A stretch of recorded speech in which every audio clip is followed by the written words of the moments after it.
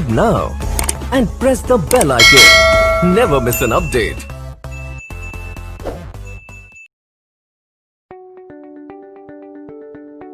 નમસ્તે વિદ્યાર્થી મિત્રો, આજના વિડીયોમાં આપણે ઘટનાઓ કઈ રીતના મેળવવી, અલગ અલગ રકમ આપેલી હોય છે જેની અંદર આપણે ઘટનાઓ કઈ રીતના મેળવવી એનો અભ્યાસ કરવાનો છે. તો આ દાખલો શીખતા પહેલા વિદ્યાર્થી મિત્રો, આનાથી આગળનો જે મેં વિડીયો બનાવ્યો છે ઘટનાઓની સમજૂતી, તો એ ખાસ જુઓ, ત્યારે આ ઘટનાઓ આપણે કઈ રીતના મેળવવી તમને બરાબર મગજમાં બેસશે. તેમ છતાંય આપણે આ જોઈએ છીએ કે અહીં આ આપણો ઉદાહરણ નંબર 6 છે કે જે તમને ટેક્સ્ટબુકની અંદર પેજ નંબર 10 ઉપર આપેલું છે. તો એની રકમ આપણે વાંચીએ તો રકમની અંદર આપણે કીધું છે કે એક ટોપલીમાં 3 પીળા ફૂલ અને 2 ગુલાબી ફૂલ છે. હવે આ ટોપલી જે છે એમાંથી યાદદાસ્ત રીતના આપણે એક ફૂલ પસંદ કરવાનું છે. જો પસંદ થયેલ ફૂલ છે એ પીળું હોય તો તેને આપણે એ ઘટના કહેશું, અને પસંદ થયેલ ફૂલ છે એ ગુલાબી હોય તો એને આપણે બી ઘટના કહેશું. તો પહેલા આપણે પીળા ફૂલ છે તો એ પીળા ફૂલ માટે આપણે 3 છે તો 3 માટે આપણે અલગ અલગ કંઈક સંકેત આપી દઈએ. તો સંકેતની વાત કરીએ તો પીળો જે રંગ છે, પીળા ફૂલ છે જેને આપણે યલો કલર કહીએ, તો અહીંયા આપણે 3 ફૂલ જે છે એને આપણે શું કહીશું તો કે Y1, પછી Y2 અને ત્યારબાદ Y3. 3 પીળા ફૂલની અંદર આપણે અલગ અલગ કર્યા તો Y1, Y2 અને Y3. ત્યારબાદ આપણે ગુલાબી જોવા જાય તો ગુલાબી એટલે કે પિંક, તો પિંક કેટલા છે 2 છે, તો અહીંયા આપણે આપી દઈએ P1 અને P2. આ રીતના આપણે અલગ અલગ વસ્તુ કરી નાખી, બરાબર. તો હવે આપણે એવું કીધું કે ઘટના એ જે છે એને આપણે કેવા ફૂલ કહેશું તો કે પીળા ફૂલ, અને ઘટના બી છે એને આપણે કેવા ફૂલ કહેશું તો કે ગુલાબી ફૂલ. તો આ વસ્તુને આપણે શેના તરીકે દર્શાવી દેવાય, એ તરીકે. તો અહીંયા આપણે 3 પરિણામ છે, ઘટના એના જે પરિણામ છે એને આપણે કેવા કૌંસમાં લખશું તો કે છગડીયા કૌંસ. ત્યારબાદ બી ઘટનામાં આપણે કેવા ફૂલ કીધા હતા, ગુલાબી, તો ગુલાબી માટે આપણે કર્યું P1 અને P2, જેને આપણે કઈ ઘટના કીધી તો કે બીજી ઘટના. ત્યારબાદ આપણે અહીંયા અલગ અલગ ઓપ્શન મેળવવાના છે કે જેની અંદર પહેલા આપણે નિદર્શવકાશ એટલે કે યુ મેળવવાનો છે. કોઈ પણ દાખલાની શરૂઆત છે હંમેશા આપણે ક્યાંથી મળશે, યુ થી મળશે. યુ એટલે જેટલા પણ પરિણામ આપ્યા હોય બધા આપણે લખવાના, એ અને બી ના. પણ એક વસ્તુ યાદ રાખવાની કે રિપીટેશન છે, પુનરાવર્તન ન થવું જોઈએ. તો અહીંયા આપણે સૌપ્રથમ એ અને બી લખ્યું, પણ ખરેખર છે એ કોઈ પણ દાખલાની શરૂઆત ક્યાંથી હોય, યુ થી હોય. એટલે આ બે આપણે છે એ ભેગા કરી નાખીએ.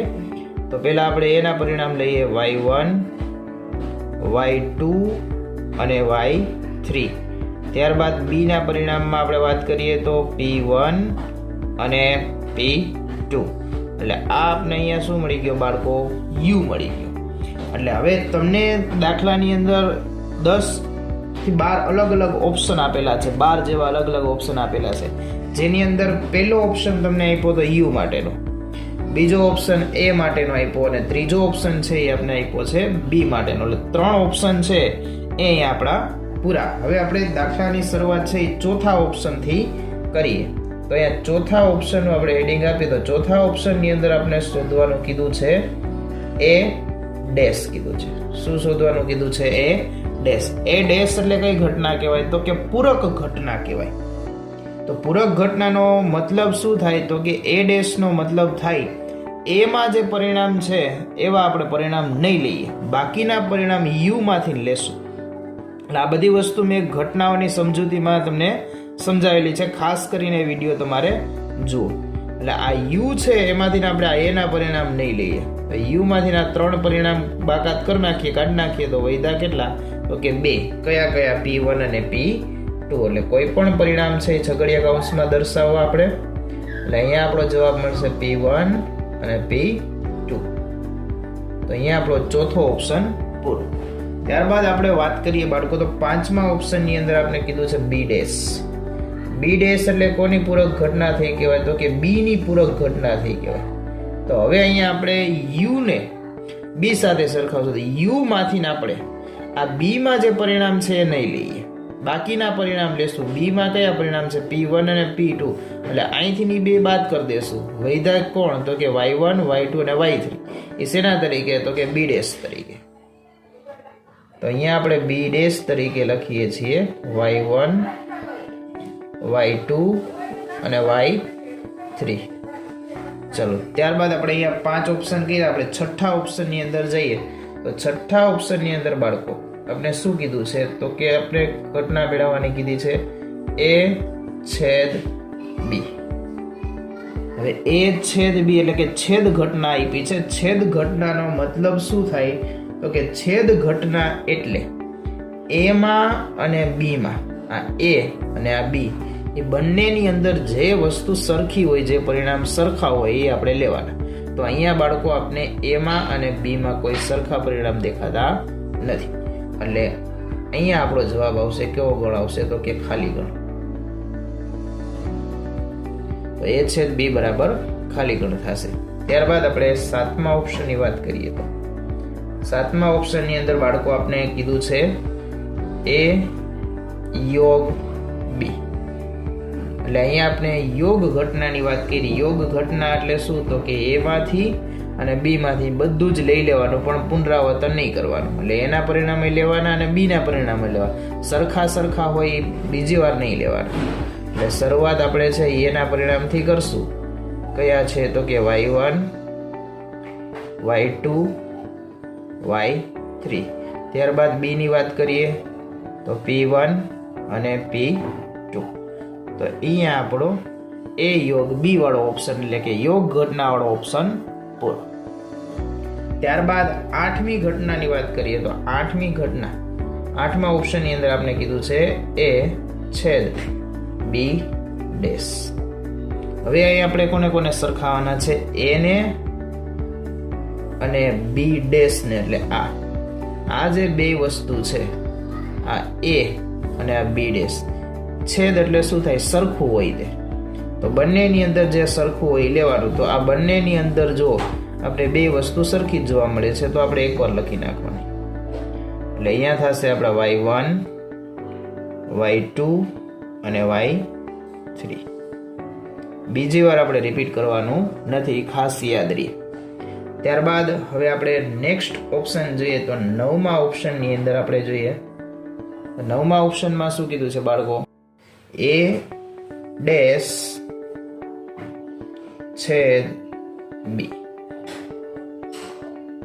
તો a/b ની વાત કરીએ આપણે તો એની અંદર હવે આપણે a' ને અને b ને બેને સરખાવવાનું. છેદ એટલે બંનેમાં સરખું હોય તે. તો બંનેમાં સરખું સેમ એ જ વસ્તુ છે. તો અહીંયા છગડીયા કૌંસમાં આપણે લખી નાખીએ p1 અને બીજું શું? તો કે p2. તો અહીંયા આપણો નવમો ઓપ્શન પૂરો. ત્યારબાદ આપણે 10મા ઓપ્શનની વાત કરીએ તો 10મા ઓપ્શનમાં કંઈક આપણે પ્રશ્ન પૂછ્યો છે કે આ યાદદાસ્તિક પ્રયોગના નિદર્શ અવકાશની પ્રાથમિક ઘટનાઓ જણાવો. કેવી ઘટનાઓ જણાવવાની છે? તો કે પ્રાથમિક ઘટનાઓ. પ્રાથમિક ઘટનાઓ એટલે કે યુના જે દરેક પરિણામ છે ને એક જે પરિણામ છે એને શું કહેવાય? પ્રાથમિક ઘટના. તો પ્રાથમિક ઘટનાઓ છે એને આપણે શેના તરીકે દર્શાવીએ? ઇવેન્ટ 1, ઇવેન્ટ 2 એવી રીતના. એટલે E1 એટલે આપણે છગડીયા કૌંસમાં આપણું પહેલું પરિણામ લખવાનું u માંથી, y1 પછી બીજું E2 એટલે બીજી ઘટના, y2 આવી રીતના આપણે લખવાનું E3 બરાબર y3. એક પરિણામ છે આપણે અલગ અલગ કરતું જવાનું છે. ત્યારબાદ આપણે જોઈએ તો E4 એટલે P1 અને E5 એટલે થશે P2. ચલો તો અહીંયા આપણો 10મા ઓપ્શન જે છે એનો જવાબ પૂરો. ત્યારબાદ 11મા ઓપ્શનની અંદર પણ આપણે પ્રશ્ન પૂછેલો છે. તો 11મા ઓપ્શનમાં આપણે એવું કંઈ કીધું છે કે આ ઘટનાઓ A અને B છે એ પરસ્પર નિવારક ઘટનાઓ કહેવાશે. જો કહેવાતી હોય કે ન કહેવાતી હોય તો એનું આપણે શું આપવાનું છે? કારણ આપવાનું છે. હવે આપણે શું જવાબ આપવાનો છે? તો કે એ જવાબ આપવાનો છે આ ઘટના છે એ પરસ્પર નિવારક છે કે નહીં. તો પરસ્પર નિવારક છે કે નહીં એ આપણે જોવું હોય તો શું કરવાનું રહેશે? તો કે એના માટે આપણે જોવાનું છે ખાસ કરીને A/B. A/B બરાબર જો ખાલી ગણ થતું હોય તો પરસ્પર નિવારક ઘટનાઓ કહેવાય, નકર કહી શકાય નહીં. તો હવે A/B બરાબર અહીંયા શું થાય છે? તો કે ખાલી ગણ. તો અહીંયા આપણે લખીએ પરસ્પર નિવારક ઘટના કહેવાશે, કારણ કે અહીં A/B બરાબર શું થાય છે? તો કે ખાલી ગણ થાય છે. એટલા માટે એટલે જો A/B બરાબર ખાલી ગણ ન થતું હોય તો પરસ્પર નિવારક ઘટના કહેવાશે નહીં. પણ અહીંયા આ ઓપ્શનની અંદર આ સંજોગ બને છે એટલે અહીંયા આપણે કહી શકીએ. ત્યારબાદ આપણે જોઈએ તો 12મા ઓપ્શનની અંદર શું કીધું છે બાળકો? આપણે કીધું છે ઘટનાઓ A અને B નિશેષ ઘટનાઓ કહેવાશે. કેવી ઘટનાઓ આપણે કીધી છે? તો કે નિશેષ ઘટના. હવે નિશેષ ઘટના જે છે એ ક્યારે બને? તો કે જો A યોગ B બરાબર U થતું હોય. શું થતું હોય? A યોગ B બરાબર શું થતું હોય? U. એટલે આ A યોગ B અને U બંને જે છે એ કેવા થતા હોય? સરખા. તો આપણે શું કહી શકીએ? તો કે નિશેષ ઘટના થઈ શકે. U એટલે અહીંયા 5 પરિણામ છે, યોગના પણ અહીંયા 5 પરિણામ છે, તો આ અહીંયા આપણે આવ પણ લખી શકીએ. A યોગ B બરાબર U પણ લખી શકાય. તો અહીંયા આપણે પ્રશ્ન પૂછ્યો તો કે નિશેષ ઘટના કહેવાશે. તો અહીંયા આપણું પરિણામ આ સંજોગ બને છે એટલે આપણે આ ઘટનાને કઈ ઘટના કહેશું? તો કે નિશેષ ઘટના. તો અહીંયા લખીએ નિશેષ ઘટના કહેવાશે, કારણ કે અહીંયા આપણે કારણ પણ પૂછ્યું છે એટલે આપણે કારણ દર્શાવી દઈએ. કારણ કે અહીં આ દાખલાની અંદર A યોગ B બરાબર શું મળે છે? U થાય છે. એટલા માટે આ ઘટનાને આપણે કઈ ઘટના કહીએ છીએ? નિશેષ ઘટના કહીએ છીએ. તો આ સાથે આ દાખલો અહીંયા પૂરો થાય છે. વિદ્યાર્થી મિત્રો, આપણે ઉદાહરણ 6 જોયું, ત્યારબાદ આપણે ઉદાહરણ 7 ની ચર્ચા કરીએ. તો 7મા ઉદાહરણની રકમમાં તમને પેજ નંબર 11 ઉપર આપેલું છે કે એક યાદચ્છિક પ્રયોગની ઘટનાઓ A અને B નીચે મુજબ છે. તો A તરીકે આપણે આપેલું છે 1, 2, 3, 4 અને B તરીકે આપેલું છે -1, 0 અને 1. ત્યારબાદ કીધું છે જો નિદર્શ અવકાશ U બરાબર, નિદર્શ અવકાશ કોના બરાબર થાય? હંમેશા U બરાબર શું થાય છે કે A યોગ B હોય તો નીચેની ઘટનાઓ દર્શાવતા ગણ મેળવો. તો નીચેની ઘટનાઓની અંદર આપણે કઈ કઈ ઘટનાઓ મેળવવાની છે? તો કે B ડેશ, પછી A/B અને ત્યારબાદ મેળવવાની છે આપણે A તફાવત B. તો આવી ઘટનાઓ મેળવવાની છે. એ પહેલા આપણે નિદર્શવકાશ મેળવી લઈએ. નિદર્શવકાશ એટલે આપણે શું કહીએ છીએ? U. તો U છે એમાં આપણે શરૂઆત છે એ શું કરીએ છીએ? તો કે નાની કિંમતો અહીંયાથી શરૂઆત કરી. આ બંનેને પહેલા સરખાવીએ. નાની કિંમત હોય ત્યાંથી શરૂઆત કરીએ, મોટી કિંમતે આપણે શું કરીએ? પૂરું કરીએ. તો આ બંનેની અંદર સૌથી નાની કિંમત કઈ છે? તો કે -1. પછી આગળ વધીએ તો 0 છે, પછી આગળ વધીએ તો 1. બંનેની અંદર 1 છે એટલે આપણે એકવાર લેવાના, 2 વખત 1 લેવાની જરૂર નથી. ત્યારબાદ અહીંયા હવે પૂરું થઈ ગયું. તો અહીંયા જોઈએ, અહીંયા 1 તો આવી ગયા. હવે આપણે શું લખી નાખીએ? 2, 3 ને 4. 2, 3 ને 4. તો આ મળી ગયો આપણો U, જેને આપણે શું કહેશું? તો કે A યોગ B પણ કહી શકાય. બરાબર? એટલે અહીંયા દાખલામાં આપણે પહેલા સૌપ્રથમ શોધો U, જે આપણે A યોગ B કહેવાશે. ત્યારબાદ બાળકો પહેલા ઓપ્શનની અંદર આપણે વાત કરેલી છે કે આપણે ગોતવાનો થાય છે B ડેશ. B ડેશ એટલે શું થાય? તો કે પૂરક ઘટના થાય. કોની પૂરક ઘટના થશે? તો કે B ની પૂરક ઘટના થશે. કોની ઘટના? B ની પૂરક ઘટના. હવે જ્યારે B ડેશ આપે ત્યારે આપણે B ને U સાથે સરખાવવાના. કોની સાથે સરખાવવાના? U સાથે. એટલે U ની અંદર B જેવા પરિણામ છે એ નહીં લેવાના, બાકીના પરિણામ લઈ લ્યો એટલે શું થાય? તો કે B ડેશ. હવે U ની અંદર અને B ની અંદર જે સરખું છે એ નહીં લઈએ. -1, 0 અને 1, -1, 0 અને 1 આ ત્રણેય પરિણામ નહીં લે, બાકીના 3 પરિણામ લઈ લે. એટલે શું થાય તો કે 2 3 અને 4. તો અહીંયા આપણે બી ડેશ નો જવાબ મળી જાય છે. ત્યારબાદ બાળકો આપણે જોઈએ તો બીજી ઘટના એટલે બીજો ઓપ્શન આપણે આપેલો છે એ ડેશ છેદ બી. શું કીધું છે આપણે અહીંયા એ ડેશ છેદ બી એટલે અહીંયા આપણે છેદ ઘટના આપેલી છે. તો છેદ ઘટનાની સમજૂતી મેળવતા પહેલા આપણી પાસે આ બંને વસ્તુ હોવી જોઈએ. એટલે એ ડેશ હોવો જોઈએ અને બી હોવો જોઈએ. જેમાં આપણી પાસે બી છે, એ ડેશ નથી. તો સૌ પ્રથમ આપણે છે ને શેની ગણતરી કરી નાખીએ? એ ડેશ ની ગણતરી કરી નાખીએ. એ ડેશ એટલે શું થાય તો કે એ માં જે પરિણામ છે એ નહીં લઈએ, બાકીના યુ ના પરિણામ લઈ લઈએ. તો બાકીના યુ ના પરિણામ લેવા જાય તો વૈધા કેટલા? તો કે 2 જ પરિણામ, -1 અને 0. કારણ કે 1 2 3 4 1 2 3 4 બે સરખા છે તો એ નહીં લેવાના, બાકીના લઈ લેવા. એટલે અહીંયા મળ્યો આપણે એ ડેશ. હવે બી તો છે જ આપણી પાસે, એ ડેશ ની સાથે બી ને સરખાવવાનો. એટલે આ બે વસ્તુ છે એની આપણે સરખામણી કરવાની. છેદ છે એટલે સરખું જે હોય એ લેવાનું.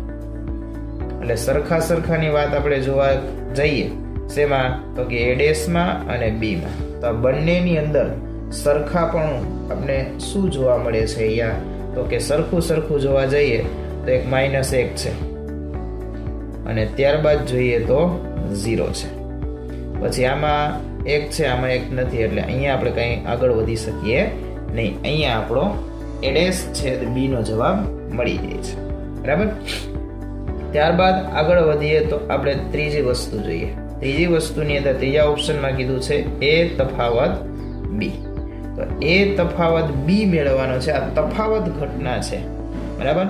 તો અહીંયા આપણે શું કરવાનું છે તો કે એ માંથી એવા પરિણામો લેવાના જેવા બી ની અંદર ન હોય.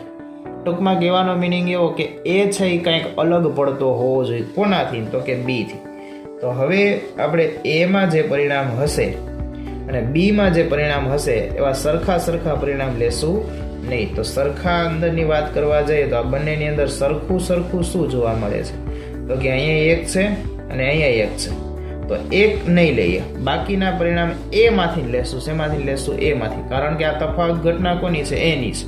શરૂઆતમાં એ કીધું એ તફાવત બી. એટલે વૈધું કોણ? તો કે 2 3 ને 4. અહીં લખીએ 2 3 અને 4. તો અહીંયા આપણો ઓપ્શન નંબર 3 પૂરો અને સાથે ઉદાહરણ 7 પણ પૂરો.